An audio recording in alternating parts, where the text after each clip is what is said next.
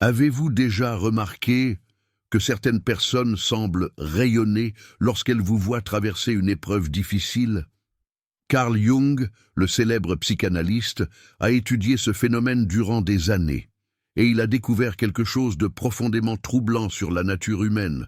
Il existe une joie maligne, un plaisir secret que certaines personnes ressentent lorsqu'elles sont témoins de la souffrance d'autrui. Et aujourd'hui, je vais vous expliquer exactement pourquoi ce phénomène existe et comment identifier ceux qui, autour de vous, se délectent secrètement de votre douleur. Ce n'est pas votre imagination, ce n'est pas de la paranoïa. Jung a documenté ce comportement et il lui a donné un nom. Et lorsque vous comprendrez ce qui se cache derrière ce sourire, qui apparaît sur le visage de certaines personnes, lorsque vous ne vous sentez pas bien, vous ne les regarderez plus jamais de la même façon. Les Allemands ont un mot pour cela, Schadenfreude, que l'on peut traduire par joie maligne. C'est le plaisir que l'on retire en observant la souffrance ou le malheur d'autrui. Et Jung a consacré une partie significative de ses études à comprendre pourquoi cela existe et ce que cela révèle sur la psyché humaine. Mais voici ce que la plupart des gens ignorent.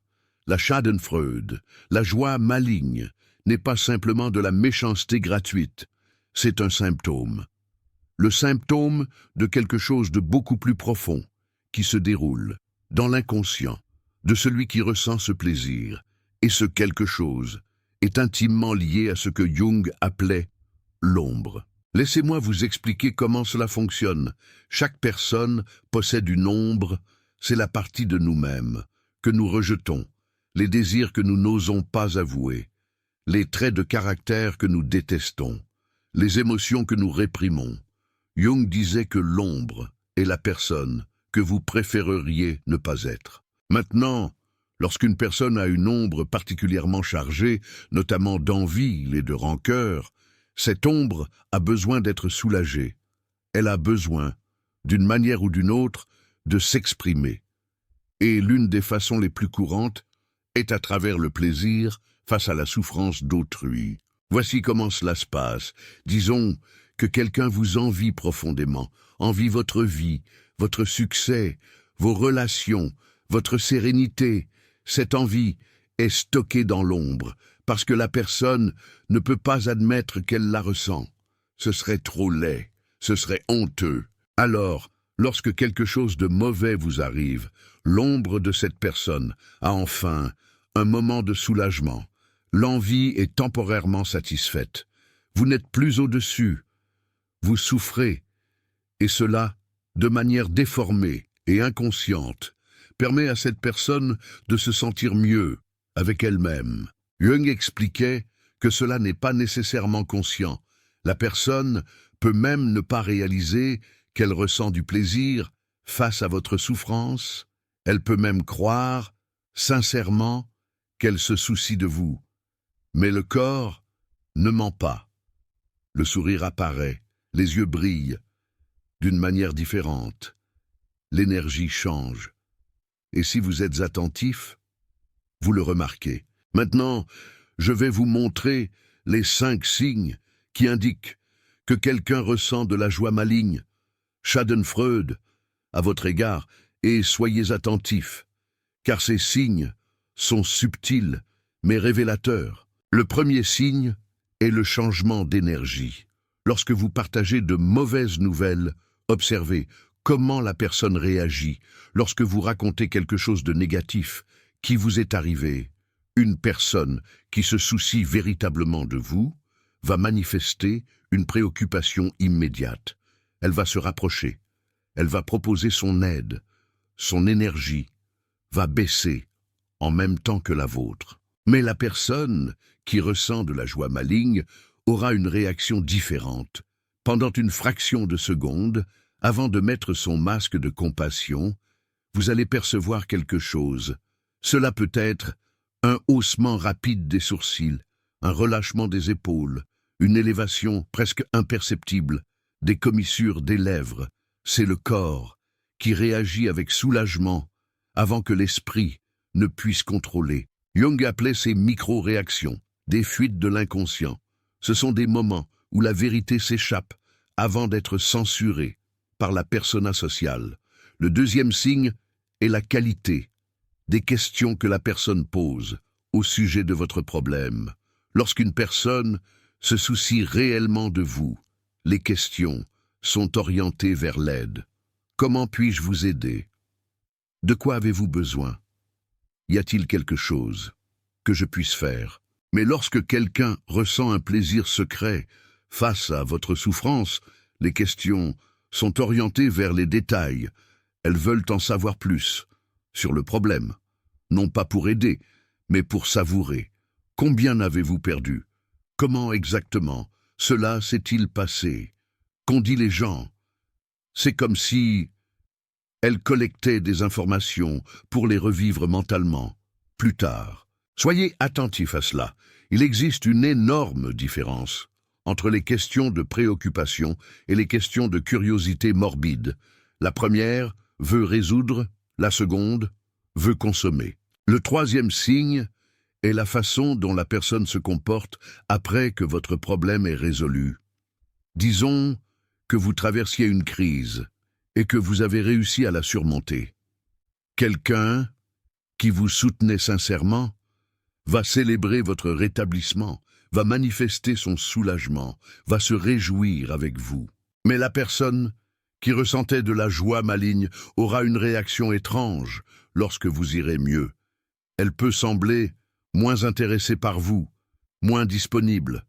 L'énergie qui était auparavant haute va baisser, parce que le divertissement est terminé. La source de plaisir s'est tarie.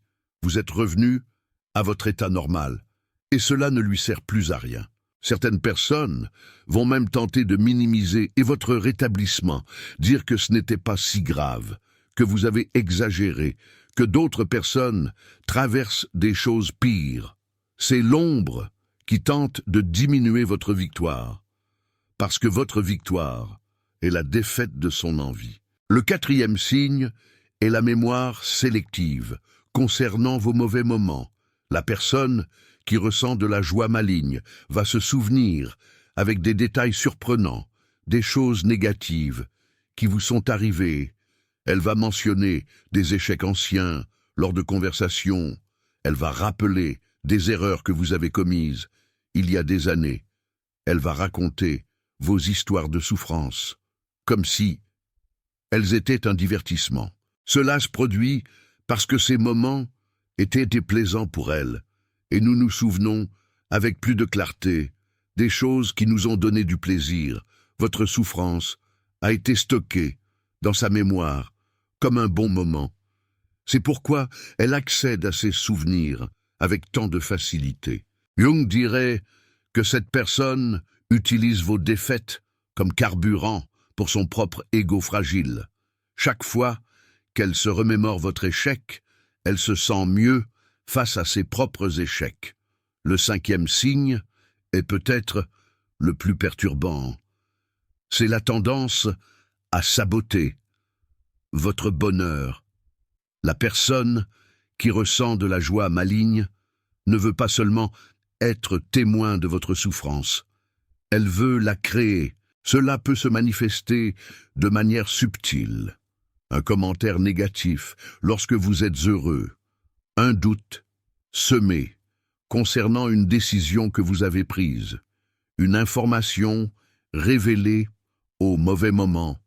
Un secret partagé avec la mauvaise personne. Ce sont de petites actions qui paraissent innocentes, mais qui ont pour objectif de créer des problèmes dans votre vie. Jung mettait en garde contre cela. Il disait que l'ombre d'une personne envieuse est capable d'actes de sabotage, que la personne elle-même ne reconnaît pas comme telle. Elle croit sincèrement qu'elle aide, ou que c'est une coïncidence, mais au fond, c'est l'ombre qui agit pour créer la souffrance dont elle va se nourrir ensuite. Maintenant, je dois vous expliquer quelque chose de crucial, pourquoi certaines personnes développent cette tendance à la Schadenfreude, la joie maligne, plus que d'autres. Parce que ce n'est pas quelque chose que tout le monde possède, avec la même intensité. Jung a identifié que la Schadenfreude est directement liée à l'estime de soi. Plus l'estime de soi d'une personne est basse, plus elle a tendance à ressentir du plaisir face à la souffrance d'autrui. C'est une équation simple, mais dévastatrice. Quand vous ne vous sentez pas bien dans votre peau, il existe deux façons d'améliorer cette sensation. La première est de travailler sur vous-même, de grandir, d'évoluer, de conquérir des choses. La seconde est de rabaisser les autres. Si tout le monde va mal, alors le fait que vous alliez mal n'est pas si grave. La personne atteinte de joie maligne a inconsciemment choisi la seconde option.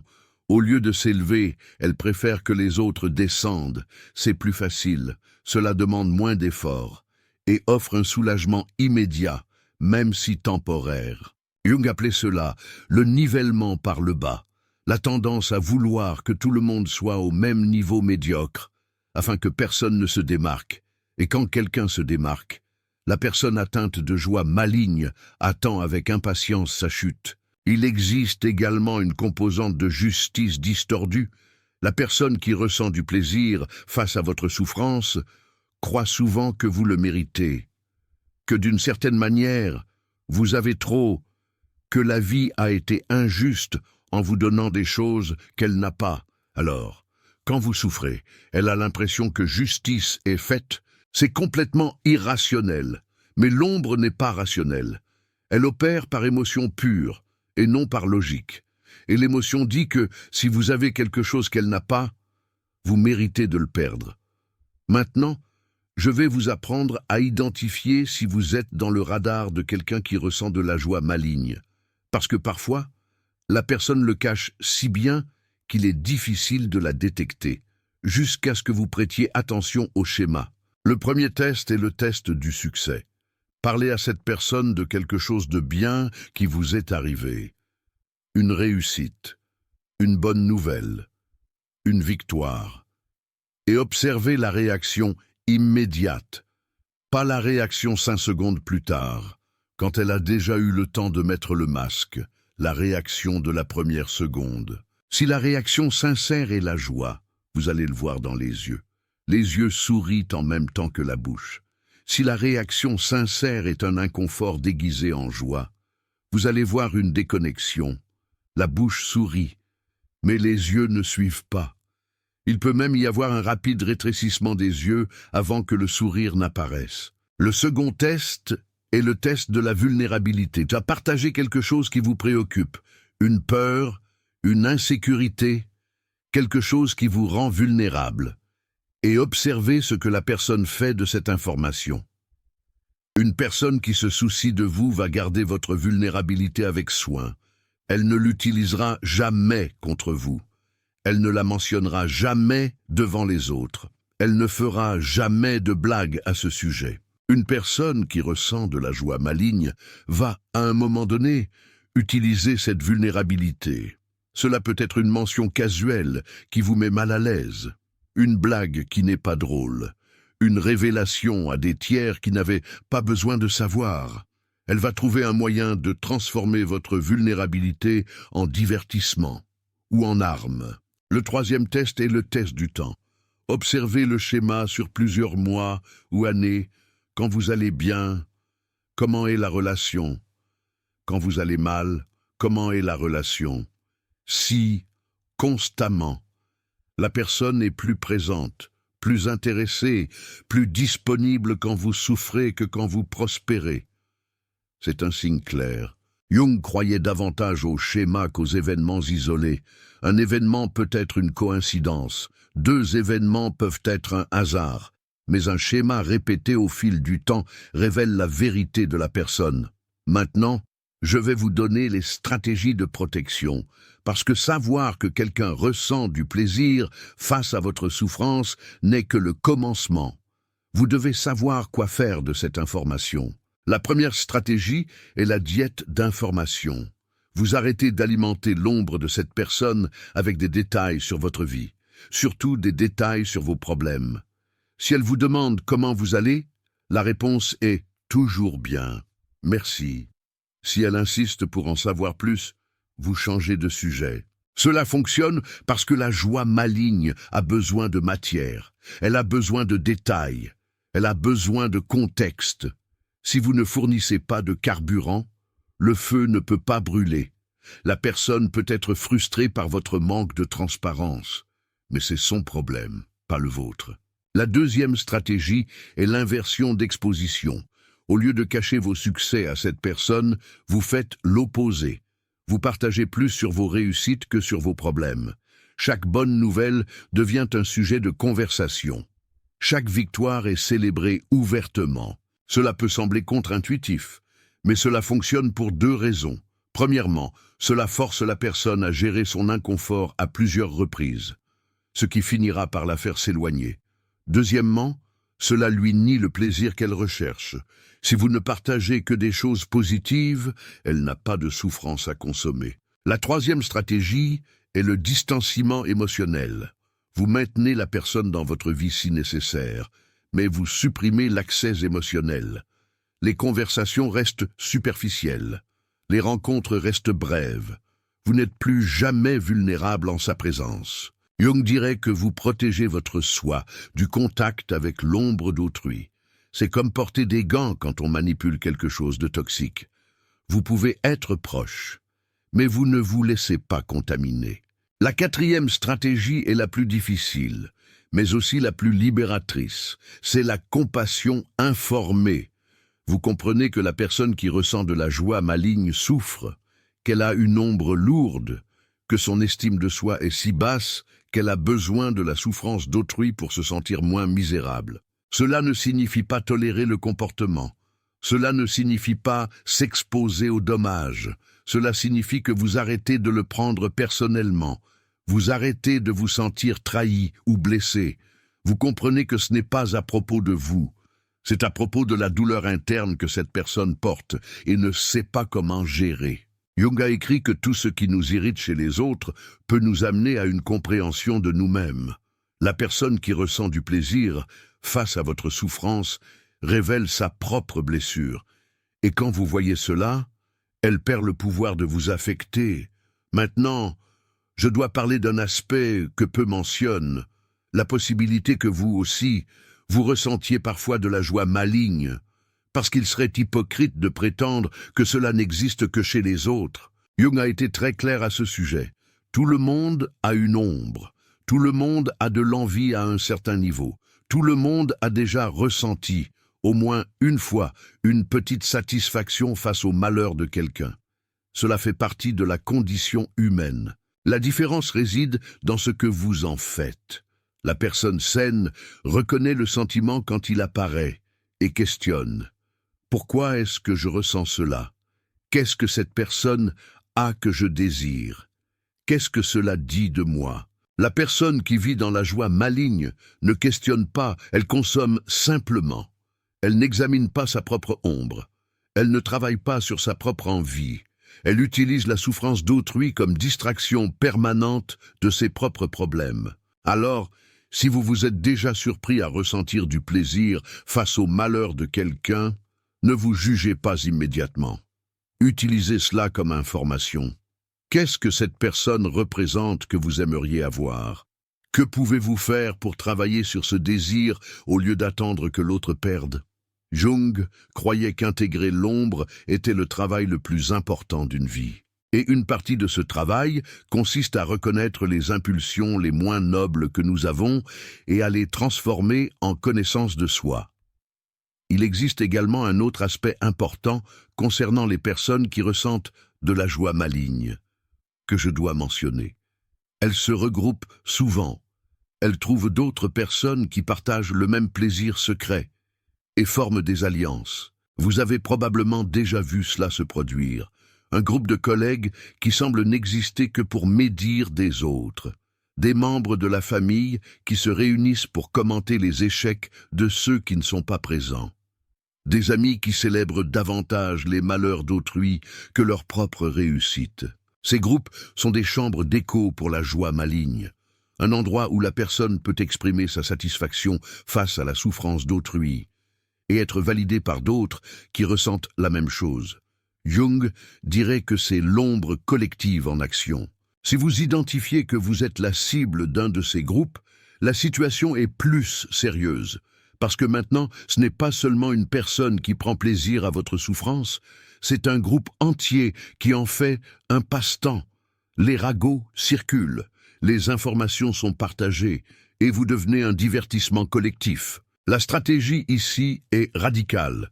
Vous devez sortir complètement du radar. Cela signifie couper l'accès de tous les membres du groupe à votre vie. Ne rien partager avec quiconque a une connexion avec ce cercle. Devenir invisible pour eux. C'est difficile, surtout s'il s'agit de membres de la famille ou de collègues de travail. Mais c'est nécessaire, parce que continuer à alimenter un tel groupe ne fera qu'intensifier le comportement. Je veux terminer avec quelque chose que Jung a dit et qui m'a profondément marqué. Il a écrit que connaître sa propre obscurité est la meilleure méthode pour faire face à l'obscurité des autres. Cela signifie que plus vous travaillez sur vous-même, sur votre propre ombre, moins vous êtes vulnérable à la joie maligne des autres. Parce qu'au final, la personne qui prend plaisir à votre souffrance n'a de pouvoir que si vous souffrez, et une grande partie de notre souffrance vient de lieux internes sur lesquels nous pouvons travailler. Nous pouvons renforcer notre estime de soi, nous pouvons réduire notre dépendance à l'opinion d'autrui, nous pouvons construire une vie tellement solide que les petites joies malignes des autres ne nous affectent plus. Vous venez d'apprendre à identifier la joie maligne, les 5 signes, les 3 tests, les stratégies de protection et la compréhension profonde de ce qui se passe dans la psyché de celui qui prend plaisir à votre douleur. Mais avant de conclure, je dois vous parler de quelque chose qui se produit lorsque vous commencez à identifier ces personnes. Vous pouvez traverser une phase de méfiance généralisée, voir de la joie maligne partout, suspecter tout le monde autour de vous. C'est naturel, mais dangereux, parce que tout le monde qui vous pose des questions sur vos problèmes ne cherche pas à se divertir. Toute personne qui a une réaction étrange à une bonne nouvelle ne vous envie pas profondément. Parfois, les gens passent juste une journée difficile. Parfois, ils sont distraits. Parfois, ils ont leurs propres préoccupations qui affectent leur façon de réagir. Jung a mis en garde contre cela. Il a dit que celui qui regarde à l'extérieur rêve, mais celui qui regarde à l'intérieur s'éveille. La paranoïa est un rêve, une distorsion de la réalité où tout le monde est un ennemi. S'éveiller signifie voir clairement, identifier les schémas réels sans créer de fantasmes là où ils n'existent pas. Alors utilisez ce que vous avez appris avec sagesse. Observez les schémas au fil du temps, pas les réactions isolées. Testez vos hypothèses avant de tirer des conclusions et gardez de la place pour la possibilité de vous tromper. Certaines personnes vont vous surprendre négativement. Vous allez découvrir de la joie maligne là où vous ne vous y attendiez pas. Mais d'autres vont vous surprendre positivement, vont démontrer une joie véritable face à votre succès qui va vous émouvoir. La connaissance que vous avez maintenant vous permet de distinguer entre les deux. Utilisez-la avec discernement. Il existe aussi un aspect que je dois mentionner concernant la guérison. Si vous avez passé beaucoup de temps près de quelqu'un qui ressentait de la joie maligne à votre égard, vous portez probablement quelques cicatrices. La sensation de ne pas pouvoir partager de bonnes choses, la peur d'être heureux devant les autres, la tendance à minimiser vos propres réalisations. Ce sont des adaptations que vous avez développées pour survivre dans un environnement où votre succès était une menace pour les autres. Cela avait du sens à l'époque. Mais maintenant, cela peut vous gêner. Une partie du travail de guérison consiste à vous permettre de briller à nouveau, partager des joies sans peur, célébrer des réussites sans culpabilité. Comprendre que les personnes qui vous aiment véritablement veulent vous voir bien, veulent participer à votre bonheur et méritent cette opportunité. Jung a beaucoup parlé du processus d'individuation, devenir qui vous êtes réellement. Et une partie de ce processus consiste à se libérer des distorsions que les relations toxiques ont créées en vous. La personne qui diminuait vos réussites vous a fait croire que vous ne devriez pas briller. Ce n'est pas vrai à votre sujet. C'est vrai à propos de son incapacité à gérer votre lumière. Il y a encore un autre point important sur la joie maligne qui se connecte aux réseaux sociaux. Internet a amplifié ce phénomène de façon que Jung n'aurait pas pu imaginer. Aujourd'hui, il existe un divertissement entier construit sur le fait de regarder les gens échouer, des compilations d'erreurs, des vidéos d'humiliation, des commentaires méchants sur les publications d'étrangers. Des millions de personnes consomment la souffrance d'autrui quotidiennement comme forme de divertissement, et cela normalise la joie maligne d'une manière préoccupante. Lorsque voir les autres souffrir devient un passe-temps acceptable, la barrière pour ressentir du plaisir face à la souffrance de personnes proches diminue également. Si vous vous surprenez à consommer beaucoup de ce type de contenu, cela vaut la peine de se questionner. Qu'est-ce que cela nourrit en moi? Quelle partie de mon ombre est nourrie? Et qu'advient-il de ma capacité d'empathie lorsque je passe des heures à rire du malheur d'autrui? Jung croyait que nous sommes responsables de cultiver notre propre psyché. Ce que nous consommons nous forme. Si nous consommons de la joie maligne, nous alimentons la joie maligne en nous-mêmes. Pour en revenir au thème principal, je veux vous donner un dernier aperçu sur la façon de neutraliser complètement le pouvoir de celui qui prend plaisir à votre souffrance. C'est une technique que j'appellerais l'indifférence rayonnante. Voici comment cela fonctionne. Vous arrêtez de partager vos problèmes avec cette personne, comme je l'ai déjà mentionné, mais vous arrêtez également de cacher vos réussites. En fait, vous devenez ouvertement, visiblement heureux en sa présence, pas de manière provocatrice ou artificielle, de manière véritable. C'est dévastateur pour celui qui ressent de la joie maligne, parce que le bonheur véritable d'une autre personne est la chose la plus difficile à traiter pour une ombre chargée d'envie. Elle espérait la souffrance et a trouvé la joie. Elle voulait se nourrir et n'a rien à consommer. Et pire encore, votre joie active son envie sans lui donner aucun soulagement. Avec le temps, la personne va commencer à vous éviter, non pas parce que vous avez fait quelque chose de mal, mais parce que votre présence est devenue inconfortable pour elle. Vous êtes devenu un miroir qui renvoie à l'autre sa propre misère. Et ça, c'est intolérable. C'est une forme de protection qui n'exige pas de confrontation directe, pas d'accusation, pas de rupture brutale. Vous vivez simplement votre meilleure vie et laissez cela servir de réponse. Jung a écrit que l'ombre grandit quand elle n'est pas exposée à la lumière. La personne qui éprouve de la joie maligne maintient son ombre dans les ténèbres, la nourrissant secrètement de la souffrance d'autrui.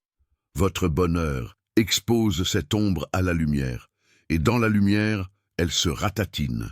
Il existe une ironie finale qui mérite d'être mentionnée. La personne qui prend plaisir à votre souffrance est en réalité prisonnière de sa propre cage. Elle est incapable d'être heureuse par elle-même.